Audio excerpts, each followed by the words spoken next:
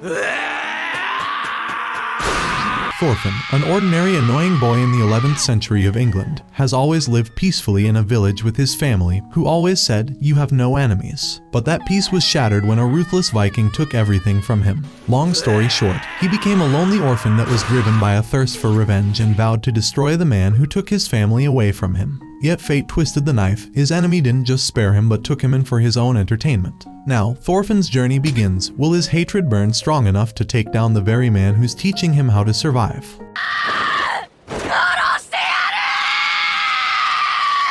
Thors, waking up from a peaceful nap inside a land full of wheat, where he gets called by his wife Helga from afar. Just as he began to walk towards her, the scene's serenity turned into carnage, after witnessing the remains of a Viking warrior inside a ship. The callings changed then from his wife to his brother-in-law Thorkell, to fight their way out of the incoming horde of warriors during the Battle of Hjörungavar in 987. The two men were part of the Jomsviking order that fought alongside the Danish crown against the Norwegians, and the odds were completely against the Danes and their mercenary allies. Amidst the carnage, Thors went on his own to stop the Norse. The man was successful in his onslaught until a new horde of Norsemen arrived and dragged him underwater, where they still failed to take him down. It was then that the behemoth managed to desert the army by the skin of his teeth on some unknown shore, leaving a scene of utter carnage behind him in the stormy sea. Fast forward to the year 1002, in Iceland, a small boy named Thorfinn was heading back home carrying a bucket of water. The toddler was living happily with his father Thors, his mother Helga, and his older sister Ylva. Despite the harsh environment where he had to bear with the freezing weather of Iceland, he had to share responsibility in taking care of the animals in their stables. These hardships, however, never affected the boy's fascination with the seas and what's lying beyond the horizon. It was thanks to the tales and epic stories of the infamous explorer Leif Erikson, who by then had traveled all the way to the sunny, fertile, and serene lands of Vinland in modern-day Canada, thus making Leif Erikson the first actually to discover the American continent. Intrigued by his story, Thorfinn and the village kids began swarming Leif with questions about the nature of the land, to which they got even more interesting answers, to say the last. Leif even managed to befriend some of the locals there and brought back with him a feather headdress, a pipe, and other gifts. The young Thorfinn was so excited by these stories that he wanted to accompany Leif on his journeys now instead of waiting to grow up. Ironically, not all kids were convinced by Leif's story, as some believed that a great sea monster called Jormungand was wreaking havoc across the western sea where there's nothing beyond it. Yup, flat earth existed even in Scandinavia back then. To add insult to injury, the kids began calling Leif a big kid with a beard, much to the old man's dismay and for his amusement. Once the kids left and Thors sat with Leif to learn more from him about the new developments in Greenland, worried that winter might also become so unbearable in Iceland that no one would ever survive it. While Thors was thinking about Leif's stories about Vinland, the young Thorfinn was writing his dreams about being a renowned sailor, leading an expedition into Vinland, fighting sea monsters such as Jormungand, only to wake up to his sister hugging him so tightly in her sleep that her brother began to suffocate. As he argued with Ylva to go sleep in her room, however, he noticed that his parents were still awake, just to be met with a wise answer from his elder sibling. Don't pay attention to them, worrying is for adults, only to drag the little man down and hug him some more. The next morning, the entire town was already covered in snow, so it became everyone's duty to get rid of any snow on the roofs of their houses. Ylva didn't want to go through such a hassle, so she asked her father to get them a slave. For the record, slavery as an institution existed all over the world even before the age of discovery in the late medieval era. But I digress. Frustrated at her dad's refusal, she somehow slipped off the roof. She wasn't hurt in any way, thankfully, but she noticed that there was something. Or rather, someone buried under the snow. That person was an escaped slave, much to Thor's shock. Meanwhile, Thorfinn insists that Leif takes him to Vinland. The latter refused due to how dangerous the ocean is. When the kid asked why they were living in such a cruel place, he learned that their ancestors used to live in the much warmer lands of Norway. But when the Danish king Harald Bluetooth took over Norway by storm, many fled the country when given the choice to do so or become his vassals. Unfortunately, Thorfinn didn't believe this story, calling Leif a liar. While this conversation was taking place, Thors rushed in with the slave inside his house to try to save his life, despite Ylva's concern about him being a runaway slave. It's then that Thorfinn arrives to tell his father about what Leif has said. He was compelled by what he just witnessed. Amazingly, the slave awoke, leaving Ylva astonished to discover that he had emerged from the rear of the mountain. To make matters worse, he came from Halfdan's land. Before he could figure out what to do, Thors learned that Halfdan had arrived to search for his runaway slave, and that he should head to the harbor before the situation became ugly. Indeed, the situation was about to spiral out of control. Halfdan didn't sit idle, however, especially if anyone was willing to break the law in his presence, even if it was someone on his side. He then proceeded to describe his runaway slave as a young Slav. Before he knew it, the runaway was breathing his last breath, hearing from Thors about the serene lands of Vinland, where there were no wars. Just as the slave decided to take an eternal rest, Halfdan and his men allowed themselves in to retrieve him. Despite Ylva trying to get her father to hand the slave, Thors doubled down and asked Halfdan to name his price. After a little back and forth, the deal was sealed with Halfdan getting 8 years younger than 3 years in exchange for a slave who's as good as dead. That night, Ylva cried over what happened. But before you think that it was over the tragic end of this unknown guy, it's over the deal that her father struck to buy a corpse. As for Thorfinn, he was surprised to learn from his father that what Leif told him was all true. However, he wasn't able to learn more about what they have kept on running away from and where they will end up next. November 13th, 1002, Northern England. Danish inhabitants of the area were showering peacefully. Suddenly, they were taken off guard by English soldiers who had razed the village alongside every trace of life there, following their king's orders. This event, which will be later known to us as the St. Brice Day Massacre, will serve as the trigger for the Danish invasion of England. Back to the remote island of Iceland, where kids have been playing games of war. Thorfinn and a friend named Faxi got eliminated from the game so early, much to their frustration. Just as they began to wonder about how the afterlife might be in Valhalla, Leif came in to tell the kids that he'd be leaving tomorrow morning for Norway. After teasing Thorfinn for a bit about what to bring from there, Leif turned serious all of a sudden, asking Thorfinn to inform his father that there were warships on the horizon. As for Thors, he seemed to be struggling to become a blacksmith. He had to drop everything once the message was relayed to him. By the time he arrived at the harbor, he found some elite Jomsviking troops looking for him specifically, with their leader Floki requesting permission to disembark. Once he did, he went with Thors to his house, leaving the town folks wondering about Thors' identity. It's there that Thors learned of what happened in northern England, where Gunhilda, the sister of King Sweyn of Denmark, was slain. Initially, Thors was indifferent to what was going on, refusing to participate in the incoming campaign next spring. But Floki reminded him that their leader Sigvaldi still wanted him to join despite his desertion 15 years ago. Still, Thors didn't change his mind. It took him a threat that the village would be dragged into war if he didn't join, to which he reluctantly agreed. On the other hand, the young guys of the village were filled with excitement to join on this epic journey called war. They certainly lack battle experience, but to prove that they'll be able to take part in a war, they need to check if they're willing to eliminate another human being. But before they knew it, the mercenaries began to retreat from the island, with Floki confirming that they'd be joining the war with Thors as their leader. The males in the village were ecstatic about the news, especially the young ones. Thors, however, left without saying a word. That didn't go unnoticed by Leif, who went to learn from the former that he dragged the village into a fight that had nothing to do with them. Furthermore, he can't desert the Jomsviking this time or else the village will be razed to the ground since the order does not tolerate desertion. The next day, Leif joined the war fleet since they were on their way to Norway. Thorfinn was playing war games with other kids in the village, although he didn't like the fact that he lost, so he beat them for mocking him. Naturally, the kids informed Thors of what happened, especially when a kid's arm got broken due to his roughness. Feeling more frustrated by witnessing others preparing themselves to go to war, Thorfinn headed back home to get rid of his wooden sword and shield and get some real weapons instead. It didn't take him long to find a sharp dagger from his father's belongings. Thors caught him just in time to retrieve it, making it clear that he has no enemies, therefore he needs no weapon. Still, Thorfinn didn't believe him, for he was heading to kill the enemy himself. Elsewhere, on the Faroe Islands, a certain mercenary group was having fun wreaking havoc in an armless village under the watch of the Jomsviking.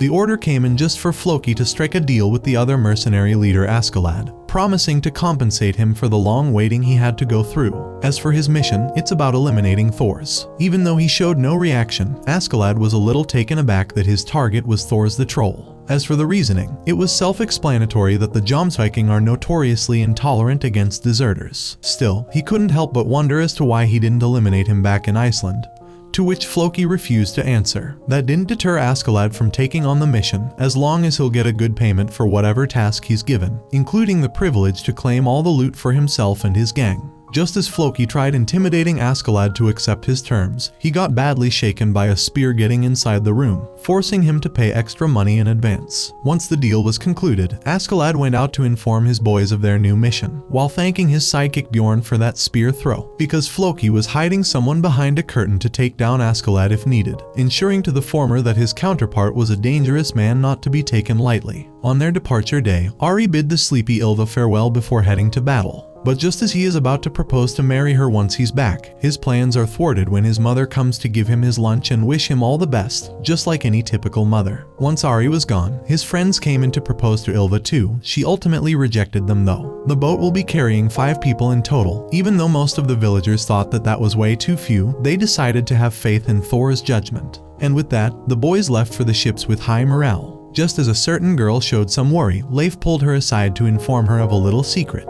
Thors won't be taking them to any war whatsoever. Instead, he'll be taking some people along the way from Norway to make it up for the Jomsviking.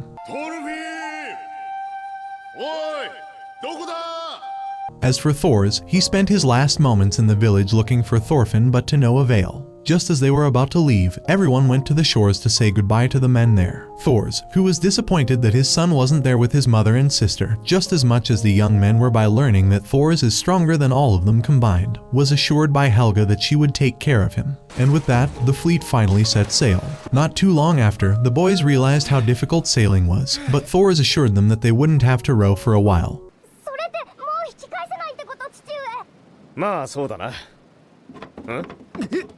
Only to be met with a familiar voice inside a barrel. And oh boy, what do you know, Thorfinn was with them the whole time. He was hiding in the barrel for so long that he rushed outside to do nature's call. As for Thors, despite his anger, he couldn't help but smile at seeing his son excited at the scenery of the ocean, completely oblivious to what awaits them. In the Faroe Islands, Askeladd was still having too many questions about the ambiguous nature of their given task. He was certain that Floki was hiding something and that he was very likely lying about the execution order. That left him with no other possibility other than Floki still holding a grudge against Thors, so much so that he wants him to be pacified from life altogether. The more Bjorn thought that it wouldn't matter as long as they got paid. His boss concluded that Floki was too scared to suffer heavy casualties against Thors that he wouldn't be able to explain them to the order. After giving a lesson to Thorfinn by spanking his bottom cheeks, Ari wouldn't help but bring all of his questions to Thors about war, a topic that led Thors to talk about how his daughter Ylva came into being, and how her birth changed him to become scared of battles. At sunrise, the fleet arrived at the Faroe Islands. With Leif taking the lead, he decided to have them resupply before heading to their next destination, completely oblivious to what awaited them in the tight passages inside the archipelago. Leif and Thors noticed that there was something wrong instantly, so they decided to take a detour and take a safer path. It would all be for naught, however, because the mercenaries have blocked both ends of the choke point. The entrance with rubbles and the exit with their ships. Thors fell for Floki's scheme hook, line and sinker. He'll be the one to protect the boys with them, including his son, as he knows all too well that they're against battle-hardened veterans. Seeing concern in Thorfinn's eyes, he decided to hand him a dagger, telling him to use it to defend himself with it if things ever became dire. As for Ari, Thors told him to make sure not to say the word kill so lightly. And so it began. Thors struggled to save his comrades. The villagers were stunned by the might of their liege, as he was single-handedly beating battle-hardened mercenaries using just his bare hands. It was around then that Bjorn began to act strangely, as the berserker mushroom he had eaten earlier began to kick in. Not even his allies could stop his blind fit of rage by now, except for Thors, who still defeated him with relative ease. Despite them being hopelessly outnumbered, Thors managed to save the Icelandic boys from being swarmed by the mercenaries. Even though the boys wanted to join Thors, Leif stood in their way, understanding well the gravity of their situation. Thors himself, for all of his might, couldn't help but see things for what they are, especially that Thorfinn was alongside him. In order to conclude this crisis quickly, he called out Askeladd for a duel, making it clear that Askeladd would be allowed to do anything if he won. But he'd lose all of his men for trying to merely capture 12 potential slaves. With Askeladd accepting the duel, the fighting began in earnest between the two. But of course, not before the troll of Jom learns that Floki is behind all this. The fighting began with Askeladd narrowly injuring Thors. Realizing how strong his counterpart is, Thors used all of his might to pin Askeladd against the wall. For all of his agility in dodging the troll's attacks as best he could, Askeladd realized that his adversary was after his sword. but so was Thor's weapon. Taking advantage of the situation, he broke Thor's sword and tried to exploit it, only to find himself having a broken arm and his weapon retrieved from him. Even though Thors had practically won the duel, he refused to finish off Askeladd, while the latter refused to surrender in front of his men, bringing the situation to a standstill. Just as the fighting came to a halt, Bjorn woke up to find Askeladd on the back foot and the men speechless. The leader realized how dire his situation was, so he tried to gain as much time as possible by digging into Thor's past. The troll of Jom answered that he's weak for relying on a sword to prove his strength, because a true warrior doesn't need a sword. In a sign of foreshadowing, the words did get into Thorfinn's head, even though he has yet to understand what his father meant. With a straight face, Askeladd asked Thors to become their leader, only for him to tell his men that he was kidding. Bjorn didn't appreciate that, so he jumped straight up at Thorfinn, stealing his dagger and threatening to fatally injure the foolish boy. Realizing that he was completely fooled once again, and that Askeladd was merely playing for time from the get-go, he gave up the fight. With that, Askeladd gave the signal for the archers to throw a hail of arrows to finish off the legend of the Troll of Jom. To make matters worse, it all happened before Thorfinn's very eyes. Even though he's fatally wounded, Thors ensured that Askeladd will withdraw his troops, and that Leif will bring his head to Sigvaldi to ensure the village's safety from any retaliation. And lastly, he ensured the safety of his son, who reached out to him to cry in his father's arms. As for Ari, he couldn't hold himself from charging at Askeladd, only to be beaten with one punch from the mercenary.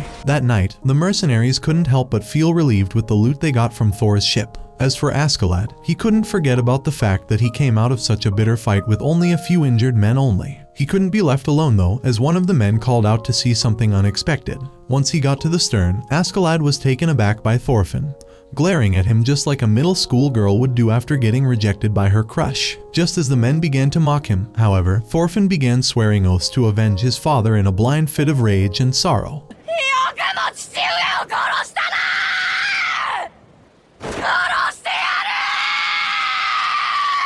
So much that the men were frightened by the look in his eyes. As for what to do with him, Askeladd decided to leave him be, assuming he wouldn't survive for long with them anyway. The next morning, despite the men having fun drinking and talking smack, they were still wondering when they would get to their destination to get paid. As for Thorfinn, he was in a sorry state after a sleepless night of crying, hunger and thirst, which he tried to quench by drinking some seawater that got stuck in a bucket. They arrived in England's vicinity of the Humber River to briefly rest for the rest of the day. Despite the harsh conditions of the wild, Thorfinn pressed on and tried to catch up with them. Sadly, he ended up falling along the way and lost consciousness. He woke up in the middle of the night in pain to the sound of a flowing river. He followed the sound until he found its source, beginning to chug on the water to quench his thirst. It was a bittersweet moment for the young boy, a moment that was interrupted by the screams of people living nearby. It turned out that Askeladd and his boys raided the village and went on a rampage to loot the village, and to erase any proof of their atrocities, they decided to eliminate any witnesses. Thorfinn, who had been watching the whole ordeal, began to circle the village with his dagger in his hand, searching for his nemesis. Once he found him, the young boy picked up a sword and prepared himself to strike, only to find himself unable to do so. Frustrated with his inability to finish off Askeladd in his most vulnerable state, he left the cabin.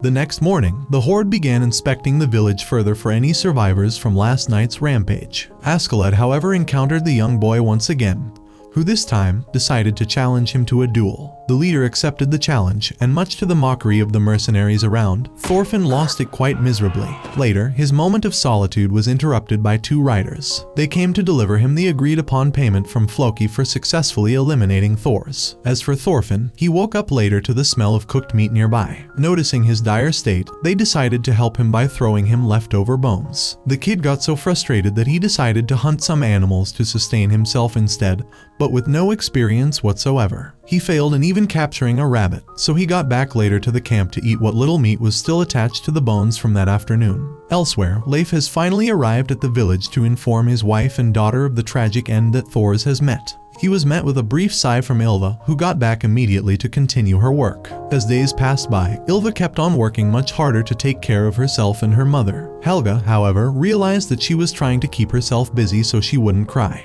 As soon as she confronted her about the issue, Ylva finally gave in to her emotions. Back to our tiny midget, who awoke to find Bjorn gathering mushrooms nearby. Thorfinn was filled with rage after being used as a shield against his father by Bjorn, causing him to quickly draw his sword and launch an attack. However, he was once again pushed back. Later that night, as he tried to eat the marrow inside the bone, he found a wolf right in front of him. Remembering Askeladd's advice about him being unable to use a sword, Thorfinn opted to use his dagger instead to eliminate the wild beast. The next morning, he began training further as to how to make use of the weapon he inherited from his father, and eventually, he began making great progress. Once the mercenary group began packing up their stuff the next morning, Askeladd was alarmed by the young Thorfinn approaching him to challenge him to another duel.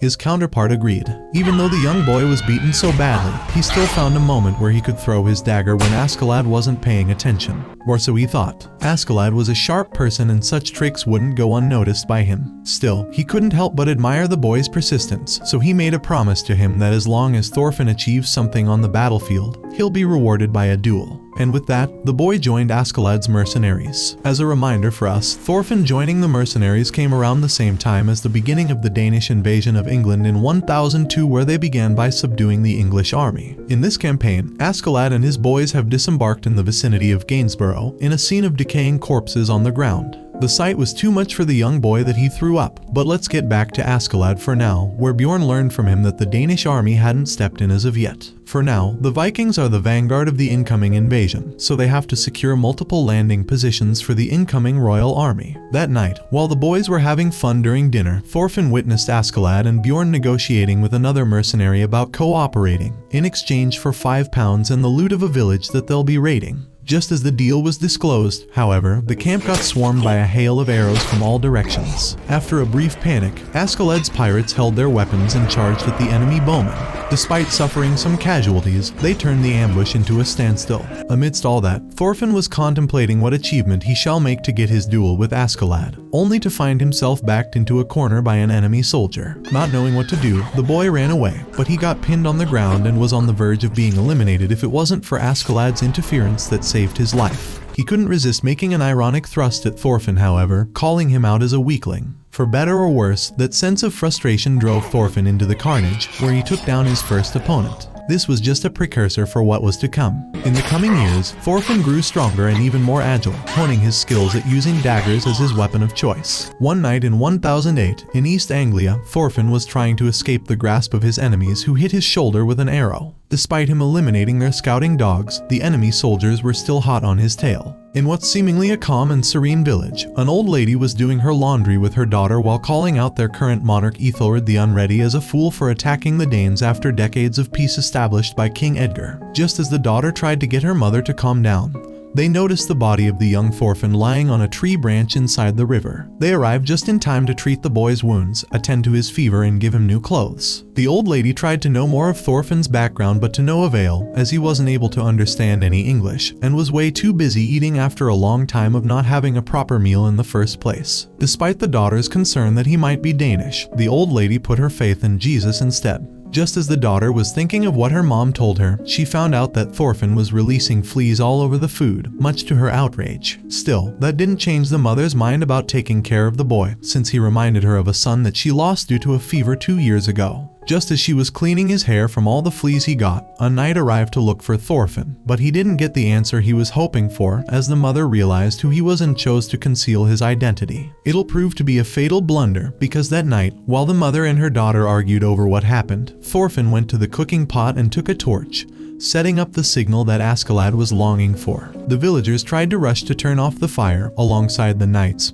who noticed that Thorfinn was hiding in the village all this time. By the time the old lady arrived there, she saw Thorfinn taking down both knights. The scene made the old lady unable to do anything but cry, just as the Vikings arrived to raid the village. Despite him resembling that unknown old woman to his mother Helga, Thorfinn decided to forget about the matter and go with the horde. Although the Danish invasion off the British Isles was practically ignited by the St. Brice's Day massacre of 1002, the Danish King Sweyn couldn't attempt to land immediately due to the heavy losses they suffered in East Anglia back in 1005, despite him gaining a Pyrrhic victory against the English navy. But thanks to the Vikings' raids that hindered their enemies' naval capabilities, King Sweyn was willing to press on his advantage by further reinforcing his general Thorkell the Tall, who managed to already destroy the English defenses back in 1009. Now the king is reinforcing him until he could launch the invasion of 1013 to crown himself as the king of England. Realizing that they had no more work to do for the Danes, the Vikings began to wonder what to do. Askeladd understood the nature of his job all too well, so he decided to get himself and his boys involved in any fight.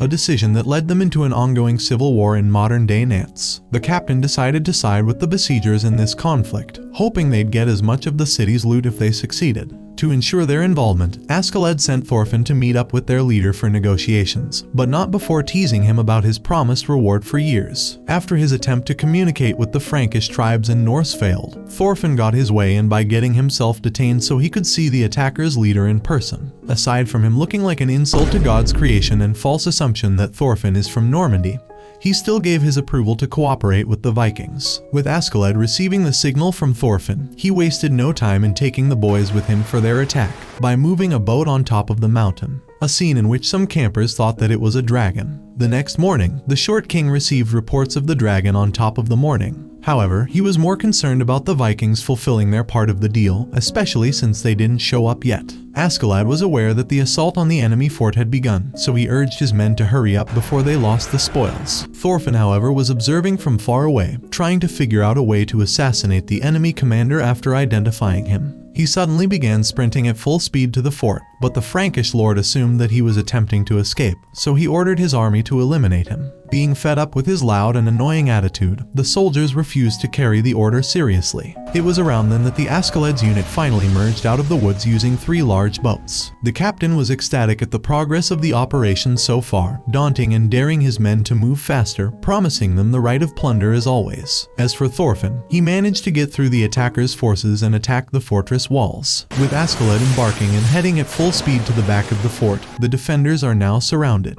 It'll be a matter of time before the attackers swarm the fort or they're starved into submission. Their leader, however, ordered that they prepare for a last stand inside, unaware of Thorfinn's presence on the wall. By the time Askeladd reached the back of the fort, he was met with a volley of arrows that pierced through his soldiers' shields due to the power of the crossbows. Askeladd's army was in grave danger at first, when suddenly the arrows stopped. Unbeknownst to them, it was thanks to Thorfinn's arrival that took the enemy archers by surprise. Having set his eyes on his big prize, Thorfinn slaughtered most of the defenders there until he managed to get through them and slay the enemy commander. Not wanting to make his efforts go in vain, Thorfinn followed his prize instead of consolidating the positions of his allies, even though he had made the entirety of the enemy defenses collapse single-handedly. This gap that Thorfinn created allowed Askeladd and his men to land on the back of the fort with light casualties. By the time the attacker's army had finally breached the walls, they found that the Vikings had slaughtered everything in their wake. The Duke couldn't help but arrogantly enter the town,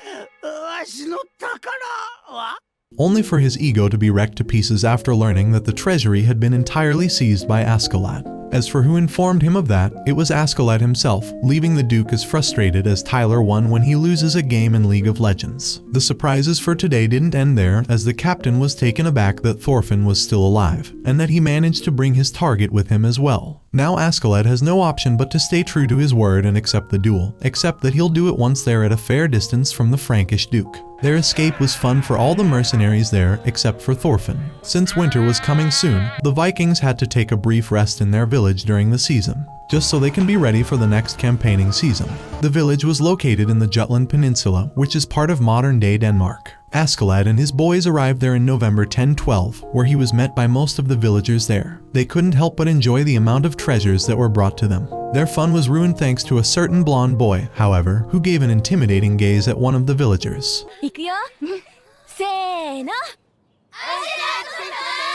As for the girls, they came to see Askeladd, hoping that he'd give them some jewels. In fact, as much as he didn't want to break the ladies' hearts and that one giantess in the background, he was in the middle of negotiations with the lord of this village about his men's payments. Not wanting to waste time, Askeladd asked for an increase in payment since they gained plenty of gold and jewels with them, an offer that the lord couldn't refuse. After a brief talk about the background of the slave girl Hordelin that the lord has recently bought, Askeladd went to his promised duel, asking the lord to be their witness. The villagers and mercs alike were so excited to watch the clash of their favorite captain and his assassin. Just as Askeladd began teasing the boy, Thorfinn began attacking fiercely. But Askeladd was capable of repelling the boy's moves. The fighting came to a standstill when Askeladd suddenly decided to infuriate Thorfinn by mocking his father. That made the boy lose his composure and become reckless. This was a mistake, as that allowed Askeladd to defeat Thorfinn effortlessly. And with that, the Lord declared Askeladd as the victor. Thorfinn was so frustrated by the loss, so much so that he refused to even switch to watching over the ships. As for the rest of the unit, they've been enjoying themselves in the tavern, drinking and eating and talking smack and all that jazz, where suddenly Hordaland fell to the ground as she was distributing meals. Just as her master began to scold her for her bad service, Askeladd couldn't help but talk about how ironic it is that everyone is a slave in his own right. In his sleep, Thorfinn couldn't help but imagine himself seeing his father. He tried to express his frustration to him, but Thor's ghost told him once again that he'd be forsaken when he gave up on seeking revenge and reminding him that a true warrior does not need a sword. The boy snapped suddenly using his daggers when he felt like someone was approaching him. It turned out that it was none other than Hordaland, who came in just to give him dinner. She couldn't help but wonder if Thorfinn is a slave, which the boy rejected, stating that he would rather eliminate her master and everyone who supports him if he was in her stead. Just as she began to wonder if she'll ever be saved by running away, Thorfinn told her about Vinland, the peaceful land where there are neither wars nor slaves. August 1013, in the town of Jelling on the Jutland Peninsula, Floki managed to meet up with the Danish king Sweyn to inform them of the preparations for the upcoming campaign. The king learned that his son Sinet would also be accompanying them to the war, despite his tutor Ragnar's opposition. The next morning, the king's fleet set sail to England, sacking and capturing 5 major cities on their way to the south at an alarming speed. Such an advance came to a halt in October 1013 in the city of London. The Danish were met with fierce resistance from the English troops and defecting Vikings, led by the infamous Thorkell the Tall. Historically, Thorkell's defection came after being disillusioned by losing control of his men who eliminated a certain archbishop named Elfi. But for the sake of this anime, it was mentioned that he did so because he got bored of fighting English troops. Askeladd arrived at the scene with the vanguard's progress coming at a bloody standstill. Capturing the city would allow the Danes to capture the rest of the River Thames, to use it as a supply line for their advance in Wessex. Askeladd had no particular plan in mind, but he decided to put his gambit on Thorfinn to get rid of Thorkell, to demoralize the English troops and their mercenaries. During a brief cease of hostilities, Floki tried to appeal to Thorkell to surrender on behalf of King Sweyn, but to no avail, as Thorkell came back to bombard them with a boulder followed up by a hail of arrows from his men. Once the king learned of what happened, he gave orders for his soldiers to resume their attacks in earnest. The Viking mercenaries were in the vanguard of the assault. They tried to take down all defensive structures, only to be utterly obliterated by Thorkell and his men. While Thorkell was enjoying his success in deterring enemy boats, Askeladd's boat approached, with Thorfinn on top of it. Once receiving the attack signal, the young boy jumped straight at Thorkell. The fighting was bitter yet indecisive, with Thorfinn using his agility to dodge the might of Thorkell's attacks. The boy tried creating an opening to land a lethal hit on the big guy by sneaking through his back, and he was so close in his endeavor. His hit landed on Thorkell's hand though, and now Thorfinn is physically stuck, unable to escape the raw force of Thorkell, who swung his left and right. Realizing that their offensive was a failure, the Vikings retreated, leaving Thorfinn to his fate. Just as Thorkell thought that the boy was no longer alive, Thorfinn managed to free himself with what little strength he had left. Impressed by the cheer and tenacity of the young boy and realized who he was, Thorkell spared Thorfinn's life. As they were counting their losses, the king was not pleased with the progress of the campaign in autumn, reminding Floki that they needed to prioritize conquering all of England. For the invasion to continue, he decided to leave 4,000 warriors to continue the siege of London with Prince Sinet in command, while the rest of the army continued their march. When Ragnar began to protest against the king's decision to send an inexperienced commander with very few men against Thorkell, the king blamed it all on Ragnar, since that was among his duties as his tutor. By the time Thorfinn made it out alive with several injuries, the Battle of London was over. The boy still managed to find his way out of the woods and catch up with Askeladd's unit. As for his feelings for being severely overpowered, it's only to be guessed at. While they were besieging London, the Vikings woke up to Thorkell bombarding them with massive boulders. Despite the warriors' eagerness to go against Thorkell to distinguish themselves, Ragnar denied them the chance on behalf of Prince Sinet.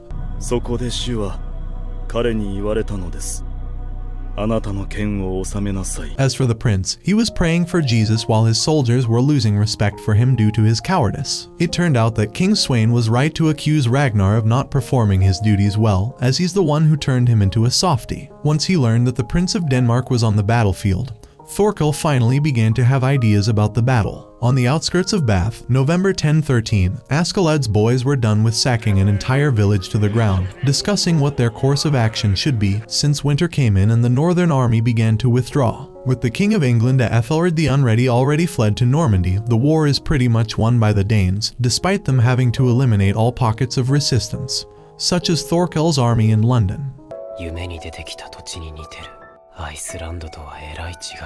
That night, Thorfinn was reminiscing about Vinland, as he was looking into the horizon while remembering how his life used to be with his father around.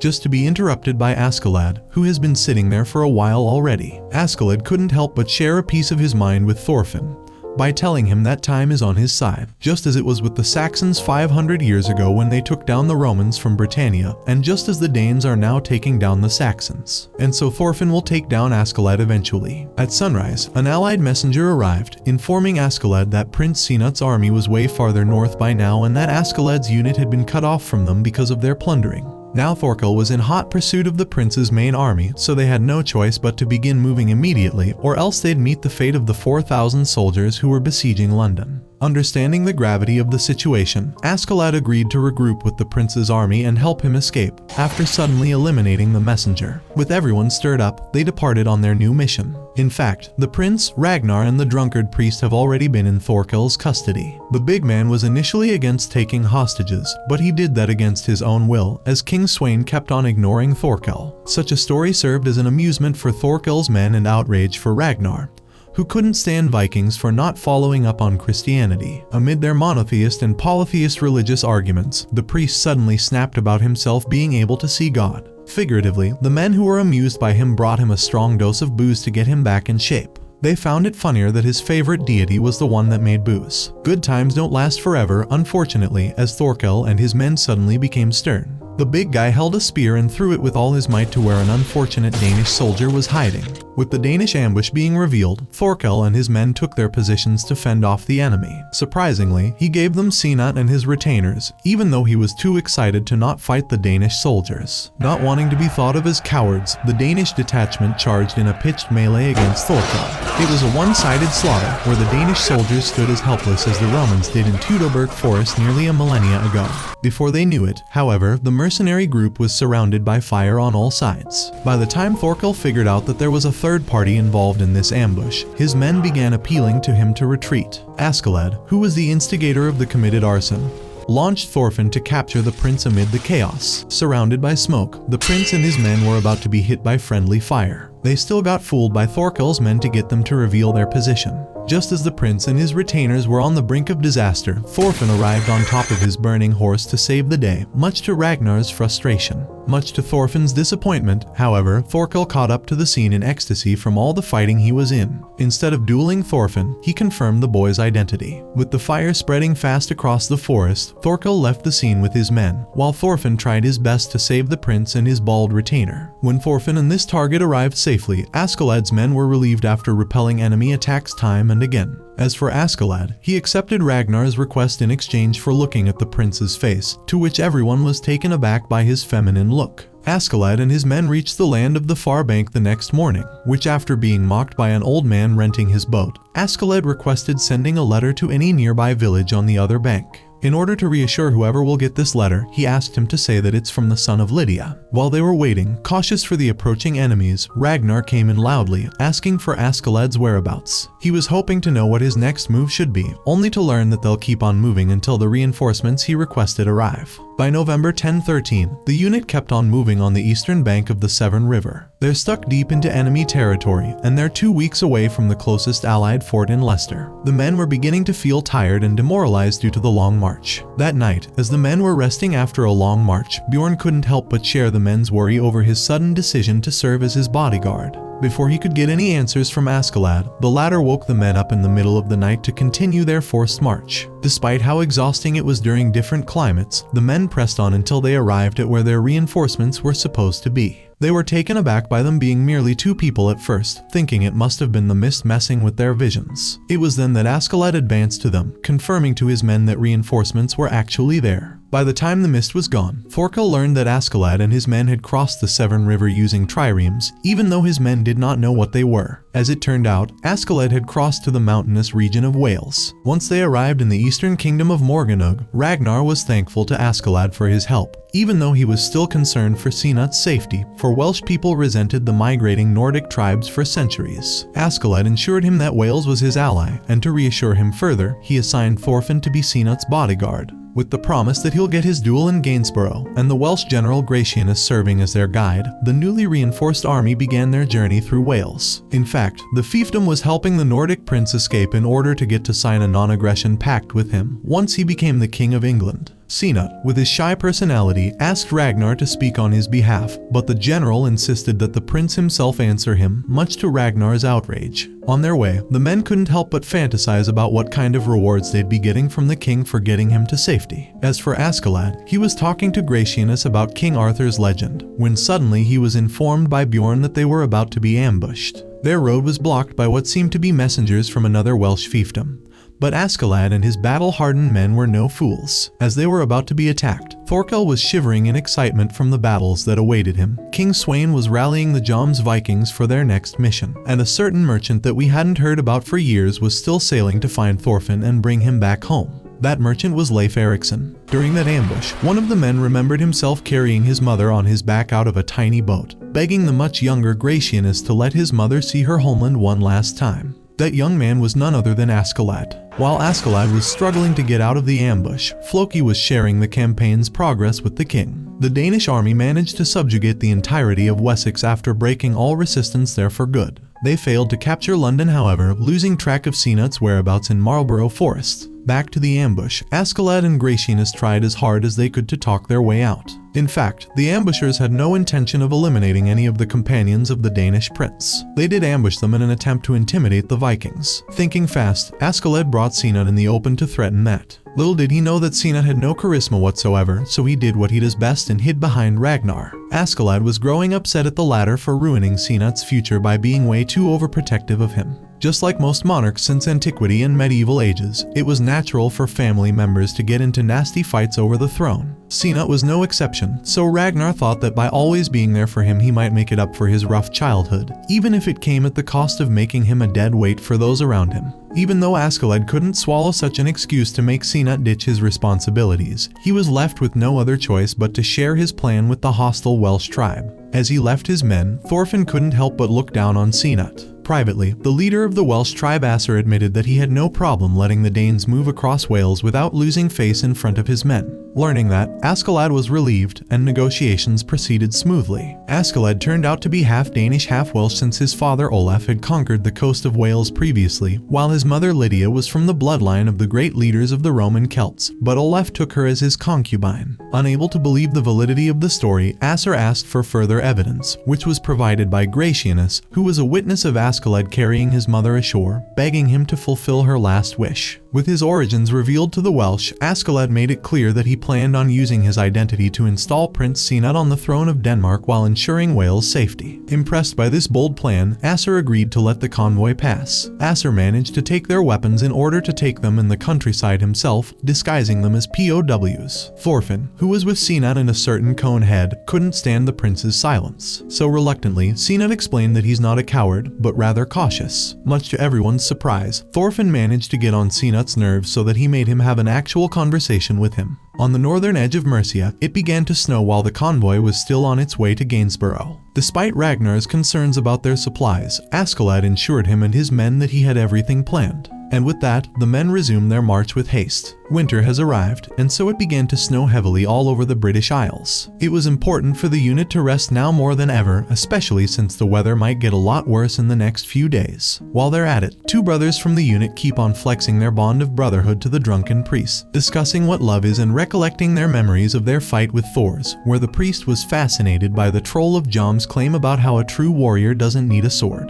The next night, the men found themselves stuck in a blizzard. Ragnar, being Ragnar, complained about Askeladd's decision decision to change their route a few days ago, persuading him to camp where they are for the night until the blizzard is over. Askeladd refused, since his men had been through much worse conditions than this, and that if they were to camp in the open like that, they might not even survive the blizzard, so he opted to proceed with the forced march until they reached the first village they encountered. While these developments were taking place, a large family of 10 was praying for dinner. They proceeded to have their serene conversations about how God is testing their resolve and all. Their eldest daughter Anne got so scared that she left for nature's call. But in reality, she was scared of herself going to hell for stealing a beautiful ring. As she failed to get rid of it, she witnessed 3 men in cloaks at the gate of her family's house. The serene life of this poor family is now over as Askeladd's men take over the town by storm. The Vikings took the villagers outside. Once they counted how much food the village had, they began to wonder what to do with it and the villagers. Noticing that Askeladd can speak English just fine, the father of the family that was attacked by Bjorn appealed to him directly to spare them half their food. To which Askeladd assured them that they don't have to worry about the winter, and the rest was self-explanatory. The villagers were completely erased from existence, with Anne being the only survivor of the genocide, losing her sanity after bearing witness to the tragedy. As she believed that it was God's punishment for committing theft, she lost her sanity as she felt happy for God's fair judgment. In his camp, King Sweyn received info that Sinet had gone missing after the ambush in Marlborough Forest. Assuming that Sinet had been slain, the king didn't think much of it because Sinet wasn't as talented as his older brother Harold.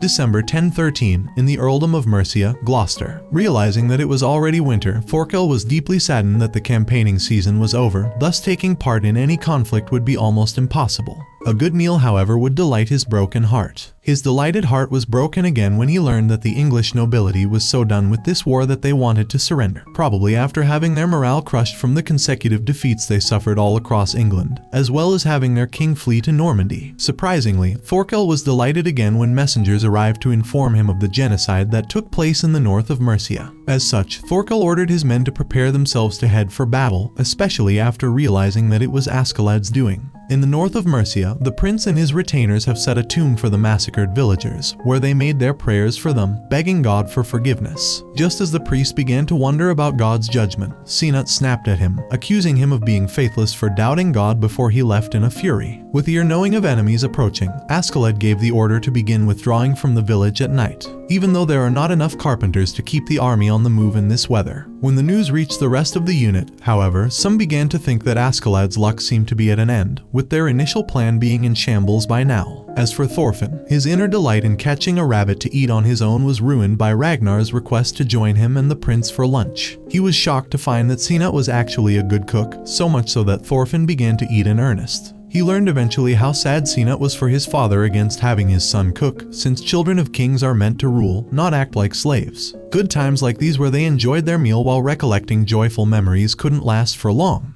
However, since the messenger arrived to inform them that they'll be leaving by tonight due to their position being discovered. Frustrated, Ragnar decided to follow the messengers to Askeladd himself to discuss the matter with him. When he learned that the men were accompanying him to a different location, it was too late. The men were sent to get rid of him on Askeladd's orders. Nevertheless, Ragnar appealed to be sent to Askeladd as soon as possible, only to find the latter before his eyes. Askeladd intended to eliminate Ragnar as he saw that he was not fit to take care of Sinet, so he decided to take care of this job in his stead. Despite his being filled with regret to leave Sinet with Askeladd, Ragnar has no choice but to have faith in the captain, as he's the only one capable of protecting him from his father. Since the king had taken Sinet with him, the campaign was to get rid of him there. Even though Askeladd promised to carry on protecting the young prince, he refused to let Ragnar see him one last time. Even though he was unaware of the tragic end that befell upon Ragnar, Sinet couldn't help but feel worried about him, as he took way too long to come back, until Askeladd brought his corpse with him to the young prince himself. The former said that he fell during the fight with the English units, but that didn't make much difference to Sinet, who lost the person he grew attached to. Their bond was in fact so strong that Sinet thought of Ragnar as an actual father figure. As for Askeladd, he couldn't help but assure the wondering Bjorn that what was done was for the best interest of Sinet, as Ragnar was the only obstacle between the young prince and the throne for spoiling him a tad too much. And now with Ragnar out of the picture, having the prince's personality changing is possible, even though not guaranteed. Elsewhere, Askeladd went to check on interrogating one of the POWs, and couldn't help but ask his men to cease beating the guy too much. Instead, he took charge of the interrogation and got some shears from his men. Realizing that the prisoner was not willing willing to cooperate, Askeladd proceeded to torture the latter so cruelly that he began insulting the Vikings and asking them to leave their lands. Askeladd found this claim to be laughable, as Saxons are nothing but intruders in the British Isles anyway. Historically, the native population of what used to be known as Britannia and Caledonia, which is modern-day England and Wales for the former and modern Scotland for the latter. After a certain Gaius Julius Caesar's failing expedition in the Isles, the Romans began to consider conquering Britannia until they actually did it after the rise of Emperor Claudius in 43 AD. The Celtic tribes were not pleased with a foreign power, so they began revolting against them, the most renowned rebellion of which was the infamous Boudiccan Revolt. But despite it being crushed decisively, the Romans did commit to bringing their technology, knowledge, and culture in order to integrate the Celts into Roman society, until they lost the province in 410 AD during the collapse of the Western Roman Empire against the many migrating tribes, such as the Germanic, Gothic, Frankish, and Hunnic tribes in mainland Europe and the Anglos and Saxon tribes in Britannia. Unlike the Romans, however, the Anglo-Saxons ravaged the lands and slaughtered the Celtic tribes that lived in relative peace for all its history until then. The prisoner wasn't pleased with what he heard, so he couldn't help but accuse Askeladd of lying. Askeladd, however, didn't flinch in further terrorizing the prisoner, promising him that just like they did half a millennia ago, the Norse came to make them suffer just as the Romans did. Just as he was about to injure the prisoner's nose, however, Askeladd received reports of enemy reinforcements on their way. That's when the prisoner spilled the beans that it's Thorkell who's heading to where they're at. Realizing the gravity of their situation, the men began to pack their supplies hastily, except for Sinat, who refused to leave without carrying Ragnar's corpse with them. Infuriated with the prince's childish demeanor, Askeladd slapped the young prince, informing him that the man was gone for good, and that there was no way he'd be coming back. To make matters worse, some men got caught trying to desert the unit.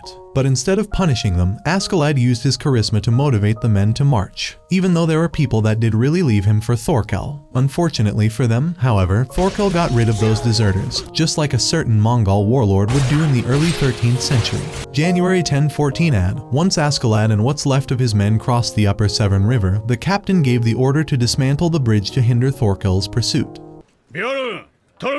While the men were at it, Askeladd secretly called Bjorn and Thorfinn to escort the prince on a separate carriage and remain on standby, as there are traitors inside the unit who are willing to take the prince to Thorkell. With the bridge destroyed, the men were about to resume their march, until suddenly Thorkell's army appeared on the horizon. Eager for battle as always, Thorkell threw his spear with all his might at the men on the other bank of the river, eliminating 4 people in one go. Despite his best attempts to maintain order, some men mutinied in his unit. Surrounded by his men and with Thorkell in hot pursuit, Askeladd is now in a grim situation. For a moment, Askeladd remembered how his mother used to talk to him about the land of King Artorius, their great ancestor. That land is neither Jerusalem nor the kingdom of milk, but Avalon. But in all seriousness, the stories that Lydia used to tell the young Askeladd about the kingdom of Avalon were similar to those that Thorfinn heard about Vinland. When he snapped back to reality, Askeladd began by expressing his deepest hatred to his men, before moving to eliminating 2 of them with one swing of a sword.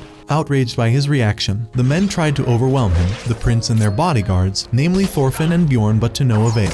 As the prince and his retainers escape, Askeladd gets himself caught in a quagmire. Even though he couldn't see what was going on exactly, Thorkell was also motivated to get into the fight, urging his men to rush into the fight with him. By the time Thorfinn ran out of daggers to repel the rebellious soldiers, the convoy was surrounded by them. They initially appealed to Bjorn to stop, trying to persuade him to join them due to the hopelessness of the situation. Bjorn refused to comply, so the men attacked the horses that were carrying the prince. But before the cargo fell apart, Thorfinn managed to kick one of the men down, stealing his horse and rushing to Askeladd's rescue. Meanwhile, the rebels were fortunate enough that the prince was still alive. However, Bjorn had a say in the matter as well, especially after consuming his berserker mushroom. Despite being horrifically outnumbered, Askeladd was still able to slay a huge number of the rebels. Realizing that he won't be able to fend off the archers, however, he appeals to them to take him as a hostage instead, as he'll be more useful to them if he's caught alive, to get Bjorn to exchange him for the prince. Instead, the men shot his legs to prevent him from resisting them. But just as they were about to finish him off, Thorkell and his men arrived. The rebels gave up their weapons, hoping to persuade Thorkell to have them on his side. They used every trick in the book to convince him. The big man, however, couldn't appreciate that they had thrown their weapons down, so for now he ignored them and went straight up to Askeladd. After getting relieved to learn that Thorfinn was not a part of this mutiny, Thorkell ordered to eliminate everyone except for Askeladd. With the onslaught beginning in earnest, Thorkell gave an axe to Thorgrim, the leader of the mutiny, and ordered him to fight him like a real man. Thorgrim, however, was horrified by how massive Thorkell is as he approached him with all his might. Being under huge pressure from Thorkell, the rebel lost it before he took any attack from the big man, much to the latter's disappointment. Then suddenly, after cutting his way through the quagmire, Thorfinn finally arrived at the field of honor. As he got even more excited by Thorfinn's threats, Thorkell decided to challenge the boy to a duel. The duel was bitter, with Thorfinn trying to keep up with Thorkell's attacks move for move. Hearing that Thorfinn could still keep up with his opponent for much longer, Thorkell's men couldn't help but laugh at the absurdity of his claims, until the big man himself eliminated one of them. And with that, the duel was resumed. Elsewhere, Bjorn was also trying his best to keep up with the rebels, while the prince was too scared to open his eyes. In his dream, Ragnar came to bid him farewell. Frustrated by the ordeal he had to go through, Sinat couldn't help but express how much better he would be if Ragnar was his real father. Fate had another say in the matter, however, so as he faded away, Ragnar encouraged Sinat to toughen up and begin his new journey. After waking up, he did bear witness to Bjorn's stubborn resistance for his very sake. But when he realized that death is the essence of love, and after getting frustrated at humanity's selfishness to wreak havoc on God's beautiful creation, Sinat's true journey had begun. With his awakening, he managed to bring Bjorn the Berserk into his senses with his newly established charisma, only for one of the rebels to suddenly stab Bjorn. With Sinat giving orders to tend to Bjorn's wounds, he decided to accompany the rebel to meet with Thorkell, much to Bjorn's outrage. Back to the duel, Thorfinn was asked a similar question that he stood still as it reminded him of his father. What does it mean to be a true warrior? Thorkell asked. Unable to answer the question, Thorfinn resumed his attacks, trying to exploit any weaknesses in Thorkell, until he found himself suddenly thrown high up to the sky with one kick from his great uncle. As he began to regain consciousness, Thorfinn was trying to recollect what was going on. By the time he did, and with Thorkell approaching him to continue their bloody duel, he stood up with his guards up. Thorkell, however, thought it'd be better to let the boy recover for a moment, for he was in no shape to fight at all. Askeladd approached Thorfinn to help him out, despite the boy's initial refusal, as Askeladd himself was severely injured. Since Thorkell was able to enjoy himself during the duel, he decided that he should fulfill his promise and tell Thorfinn about his father. Back in their youth, both Thors and Thorkell were among the elite commanders of the Vikings order. Thors in particular was so strong that he caught the attention of the order's leader's attention Sigvaldi, so much that he decided to give him his daughter Helga, Thorfinn's mother. With Sigvaldi being Thorkell's brother, that makes Thorfinn and Thorkell blood related. After their crushing defeat against the Nordic fleet at the Battle of Hjorungavagur in 986 AD, Thorkell thought that Thors sank into the sea. The news affected Thorkell so much that he wept, but 3 months later in 987 AD at Jomsborg, Thorkell mistook Thors and Helga for thieves initially. Once he recognized Thors, he was so overjoyed that he considered taking them to Sigvaldi. Thors refused, however, making it clear that he'll be leaving the Vikings for good. Thorkell was so taken aback that he decided to take the armless Thors himself. The next thing he learned was that Thors left by the time he woke up the next morning. He learned 15 years later that he was no longer in this world, but still wasn't able to understand what drove him to stop fighting back then. When Thorfinn's turn came to tell Thorkell about his father's days in Iceland, he outright refused to talk. Figuratively, he got worked up when he got accused that he learned nothing from his father about being a true warrior. Askeladd's presence there was a blessing in disguise for the young man, however, as he was devising a plan to defeat Thorkell, based on real experience in fighting alongside him before. Thorkell began attacking the one-handed boy with all of his might,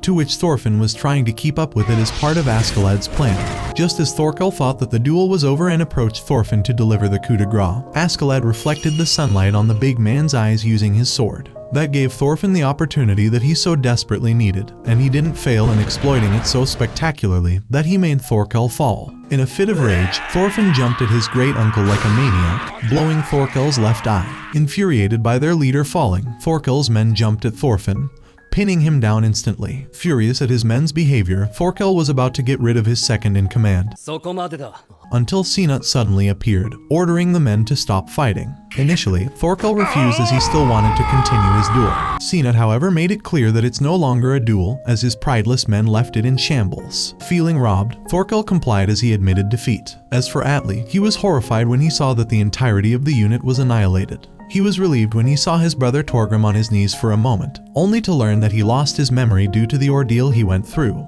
Thankfully, Thorfinn managed to win the duel. Askeladd, however, refused to leave the scene as he wanted to see what the prince would be doing. Speaking of which, Sinat made it clear he's completely worthless as a bargaining tool, for his father never really cared about him in the first place. As he explained his dilemma, Thorkell seemed to be grasping how precarious Sinat's situation was. As the former learned that the prince was heading to Gainsborough to face his fight with his father there, Thorkell decided to test Sinat's resolve by attempting to punch him in the face. Much to everyone's surprise, the prince didn't even blink in the face of danger, gaining the big guy's respect. As such, Thorkell decided to join Prince Sinat in his journey to Gainsborough, much to Askeladd's amusement. Askeladd realized that he was betting on a winning horse, therefore he admitted that he was the one that eliminated Ragnar. However, he was willing to help the prince in achieving his goal to the bitter end if he was to be spared, to which the prince allowed him to live. January 1014 ad, on the outskirts of Gainsborough. Floki was outraged at the reports he received about Thorkell accompanying the prince, only to be left speechless with Thorkell greeting him so casually with the prince leading the army. Even more shocking to him was Sinat's figure as he asked of the purpose of bringing spears to greet a member of the royal family. To save face, Floki claimed that he brought the Joms Vikings with him based on false reports of enemies approaching.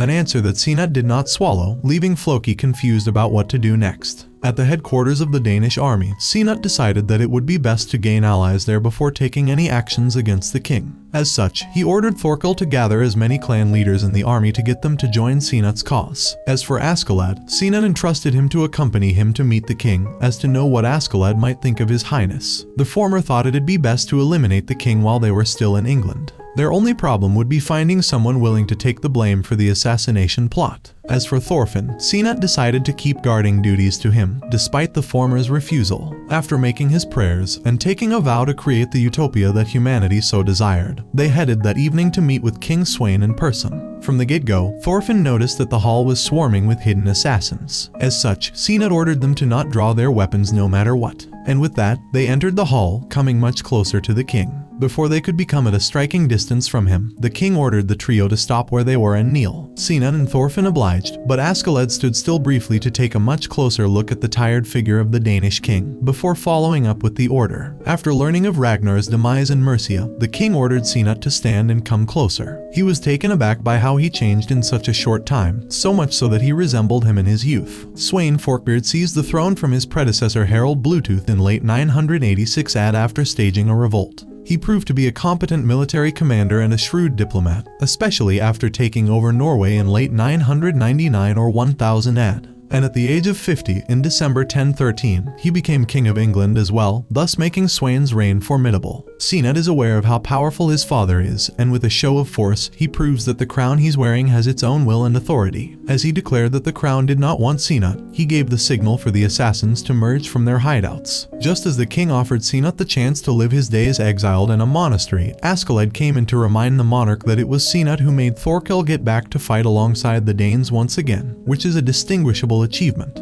When the king asked Askeladd for his actual name, the latter refused. But when the king assumed that his counterpart was a bastard, Askeladd got apoplectic, so much so that even Thorfinn was intimidated. Before he could say anything, the king spared his son and his retainers, inviting them to a banquet he'll be hosting tomorrow in York as he left the court. Fortunately for the prince, even though the king wanted his son gone for good, it wouldn't be in his best interest if that were to happen there and then. As such, the prince was confident that his provocation to the king was of little to no consequence, while the king on his way out of the palace was aware of how cunning Askeladd was. That night, Thorkell, who was wholesome enough to have a young kid on his shoulders, and his men threw a party for the sake of the prince. Just as he engaged in a drinking contest against the corrupted priest, Sinat couldn't help but ask Askeladd if he could get him rid of the king or not. The latter was aware of how cunning the king was, thus making the task difficult but not impossible. While they're at it, the prince gets approached by Ragnar's brother Gunnar to express his happiness for his safe arrival. As unreliable as Gunnar appeared to be, Sinat informed him of the developments that took place, ordering him to keep an eye on the king and choose trustworthy soldiers for his cause. Just as Askeladd went to take a leak, Atli came in to have a brief talk with him. His brother has completely lost his sanity and requires someone to take care of him. Thus he asked for permission to quit the unit, a request that Askeladd accepted. He even gave the man a golden bracelet to help him financially on condition of never holding a sword for the rest of his life. Atli gratefully accepted and left. York, February 1014 ad. Leif was hopelessly searching for Thorfinn in slave markets. Little did he know that he became a cold-blooded mercenary. York was founded by the Romans back in 71 AD. by 5,000 men of the infamous 9th Legion, which prospered under Imperial Roman rule for the next 3 centuries as a trading center thanks to its strategic location. Under the Vikings' rule, York remained a European trading hub, where slave trading in particular thrived. As such, with the Vikings' recommendation, the Danish monarch considered establishing York as his new capital. Just as he was recollecting the bitter memories of what happened in the Faroe Islands, a noble Viking ship arrived at the port. Signat was on it, accompanied by Askeladd, who engaged with him in a discussion about their next course of action, until suddenly the prince got shot by an arrow. Amid the ongoing confusion, the assassin tried sneaking out of the mess, only for Thorfinn to block his way. He managed to knock his opponent down to the harbor, and in a strange twist of fate for him, Thorfinn met Leif as he eliminated his target. Leif was overwhelmed with a mixture of sadness, fear, and happiness for meeting the son of his deceased best friend. But the interference of a nobleman who insisted on accusing the boy of being the one that shot the prince delayed this family reunion for a brief while until Thorfinn himself punched the noble out of annoyance and his men realized that he was Signat's bodyguard. With Leif confirming that this is indeed Thorfinn, he couldn't help but hug Thorfinn. He learned that the boy wanted to avenge his father no matter what. Just as he was concerned with the ordeal that Thorfinn might have seen, the boy asked Leif about Vinland instead of his mother or sister. Leif tries to persuade him to come home with him, but his appeal ends up falling on deaf ears since Thorfinn is so blinded by rage and revenge that he can't think of anything else anymore. The once bright and cheerful boy has changed drastically into a cold-blooded assassin. As for the prince, after having some commoners thinking that the Signat was a woman all along, the prince stepped from his own boat to confirm that he was safe and sound, and that the person who got shot was a doppelganger. Noticing Floki's anger, Askeladd was impressed by the precautions that Signat took before moving to York. With that out of the way, Askeladd went to check on his faithful retainer Bjorn, who's been badly injured after dealing with the mutiny. Before he could go outside to carry on with his plans, Bjorn made his last request to duel Askeladd tomorrow at first light. That night, the assassination attempt was the talk of the town, causing further confusion among the people there. It turned out that Askeladd was the one behind the whole mess, as he orchestrated the whole thing so perfectly to shake the king's image, paralyzing him from taking further actions against the young prince. With Gunnar leaving the tavern to secretly inform the king of what Askeladd had been plotting, Askeladd expressed his distrust of Ragnar's brother, and he was right not to. However, Askeladd didn't mind Gunnar informing the king of what was on their mind, as that would send a message that they wanted no short-term battle between both factions, so he would relax and let his guard down. At sunrise, Askeladd came to the open to duel his nemesis. But first, he had to make sure that his only true friend Bjorn goes to the other side honorably. Despite Askeladd's failure in making it as swift as possible, he made sure to do so on his second attempt. With that out of the way, Askeladd's duel with Thorfinn began in earnest. Signat and Thorkell were there to serve as witnesses for this duel. Thorfinn was reluctant to attack, so Askeladd threw away his sword to ensure that he could attack freely. Askeladd was so sick of Thorfinn so much that the duel turned into a one-sided beating until the boy lost consciousness. By the time Signat managed to wake Thorfinn, Askeladd had gone from the picture to lean on a wall for a second. He made it clear that due to their sloppiness, foolishness, and unbelievable stupidity in fights, he felt nothing but disdain towards Norse warriors and Vikings. And for future reference, he decided to inform the boy about how to get rid of someone he truly hates. Askeladd's mother was a sick slave, so he had to work to make sure that they'd be able to sustain themselves since he was little. Due to his working nature in a blacksmith and stable, he was always covered in ash, coal, or horse feces, thus his nickname Askeladd, the one covered in ash. His father Olaf was a powerful man from Jutland, where he was obsessed with war, booze, and women, so much that he had many illegitimate children just like Askeladd. His mother was one of Olaf's favorites when she was younger, but he threw her like a dog when she fell ill. Life has always been hard for the young Askeladd, but it was bearable with his mother always telling him about the heroic stories of King Artorius, believing that he'll be resurrected one day to free her from her miserable life. The more she repeated it, the more the young Askeladd believed in it, especially in the peaceful utopia that he'd created. The poor lady kept on waiting, just like her predecessors, for half a millennia. When he turned 11 years old, his mother finally snapped to the point where she thought his father was the hero Artorius. Just as Olaf pulled his sword from his sheath to take down the woman, Askeladd pulled a sword and engaged in a battle against his own father. A fight that he still lost, but got him his father's recognition. Therefore, he was allowed to enter the royal court. He made sure that he got along with his half-siblings and remained respectful to his father for the next 2 years, where he finally eliminated him and the woman he was with. To conclude the long story for Thorfinn, he made it clear that he was an idiot for failing to defeat him even though he had been training for the past decade. When he realized that the boy wasn't willing to hear any of it, he decided to finally leave Thorfinn for his own fate. It appeared that Thorfinn had lost purpose after that, so much that he began to cry bitterly. At sunrise, lots of soldiers began to prepare for the royal banquet. Thorfinn, who is wandering, has lost all sorts of relevancy. He turned into a sorry sight even for slaves in the market. As he was staring into nothing, however, he saw the illusion of Askeladd passing by. That drove the young one to follow it like a mania, only for him to catch on to the wrong person. Despite his injuries, he managed to beat the man and his two friends after they pushed him down, but that didn't stop one of the knights there from arresting him. It took a while for him to have Leif Erikson visiting him, as he tried one last time to convince him to come back home and give up on avenging his father. Initially, Thorfinn refused, but Leif's reminder of how his father wanted to go to Vinland struck an accord with the young boy. In the hall, soldiers kept on talking about the rumors that were spreading about the king attempting to eliminate his own flesh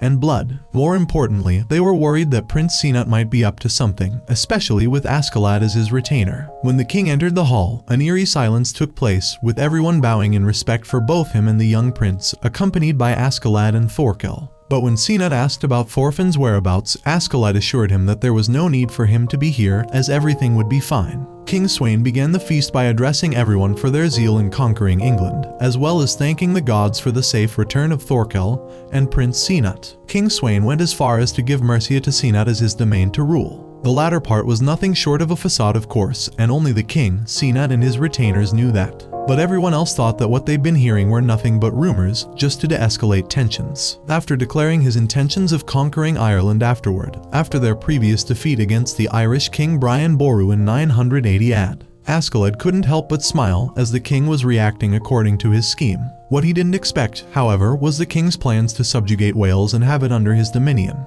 The king then proceeded to distribute awards for the warlords he invited according to their achievements, while listening to Floki about Askeladd's change of mood when Wales was brought up. As for the captain himself, he was thinking non-stop of a way to save Wales and Prince Sinat.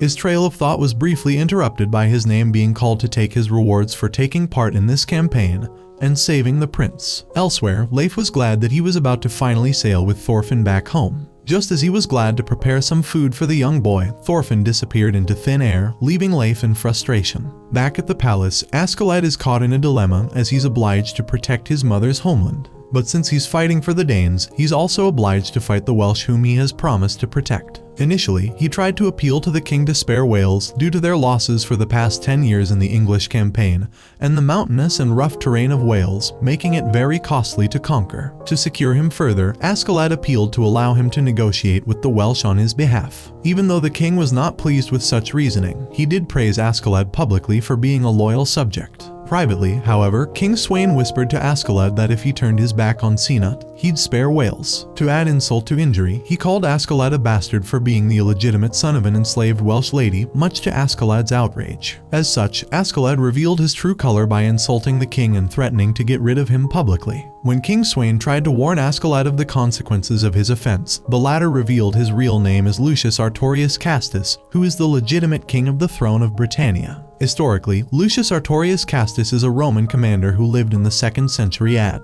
and that has served as the basis for the legend of King Arthur due to their strong identification with one another. But for the sake of this anime, we'll keep on calling the figure Askeladd. Before Floki's men could move to protect the king, Askeladd eliminated King Sweyn without further ado. Historically, however, King Sweyn's elimination and the identity of his eliminator isn't entirely clear, as it's shrouded in mysteries and controversies, but for all intents and purposes, King Sweyn first is now gone, surrounded by warlords and the king's bodyguard, and with Sinat giving the order for them to engage. Askeladd began his doomed last stand against the king's elite guard. From afar, Thorfinn could hear the echoes of the clashing swords and see the commotion of palace guards rushing in, so he followed them, hoping to rush in to save Askeladd, who appears to have gone berserk and eliminated everyone in his wake. Sinat, however, knew better, because Askeladd had decided to sacrifice himself for the sake of both Sinat and Wales to be spared. Not even Floki was able to hold himself against Askeladd. But amid this quagmire, Thorfinn rushed in, only to find Sinat putting a decisive end to this chaos by eliminating Askeladd with his own hands. Despite him knowing that it's all an act, Sinat was still so nervous that he might have fallen, if it wasn't for Thorkell reminding him to stand his ground, since this is the most important part of his performance. In his last moments, Askeladd insisted for Thorfinn to finish him off. When his appeal fell on deaf ears, Askeladd gave Thorfinn potentially the most important lesson of his life, to move forward and go far beyond the world that Thors have been to, since that's what will make him a real warrior.